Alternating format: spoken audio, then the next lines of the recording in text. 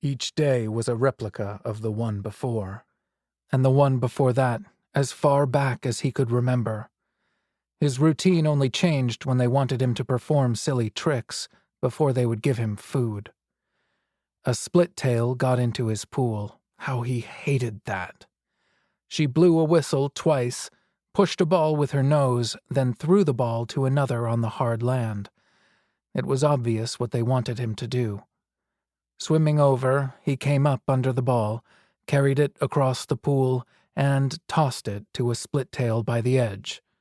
They clearly approved. Someone blew the whistle twice. He ignored it.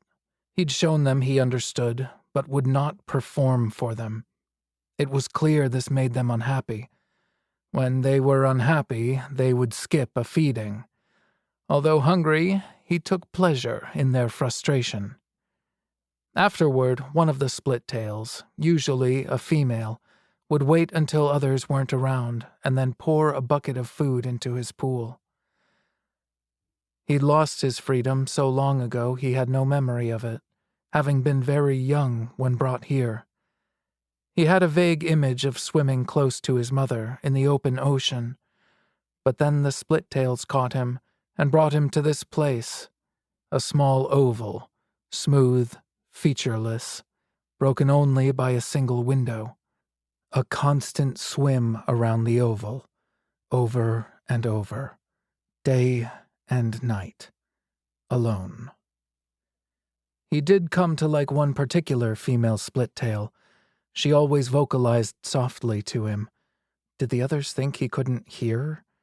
Everything about her actions indicated she cared. To reward her, he allowed her, and only her, to ride on his back as a trick. She did this with a four-finned, furry animal that he also liked. Maybe it, too, was a captive. He certainly had no reason to treat that animal badly. His favorite female did something else special. Late at night, she would come alone, take off the outer skin they always wore, and slip into his pool. She waited for him to swim to her, and then would slide up onto his back to be carried around the pool, until he sensed she was shaking from the cold. Then he'd swim to the pool's edge, and she would get off, after giving his back fin a hug. Her company was his only enjoyment. This went on for many moon cycles. Then one night she came with a male. Both of them removed their outer skins and swam with him, but something was wrong about that, and he never saw her again. Each day was a replica of the one before. Then his life turned around. Another being was lowered into the pool. Her body shape triggered a memory of what his family members looked like. Approaching the new being slowly and scanning it with his sonar, he knew it was a female, a very frightened female. She made sorrowful sounds, terrified sounds. Although he couldn't understand what she was saying, it was obvious she wanted to be left alone.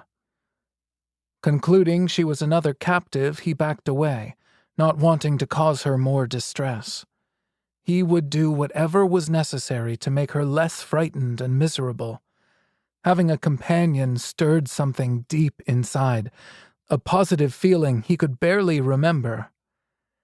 At first, she wouldn't let him near, and never approached him. But slowly, over many weeks, she grew less afraid. To make her comfortable, he always circled the pool ahead of her. Then one day she sped up until she was alongside him, and they swam together. Together. It was clear that she hated the food they were given. To him, food was food, tasty or not.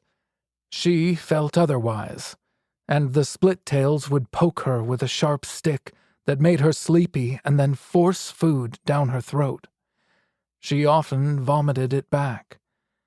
Eventually, she ate what they gave her, but without enthusiasm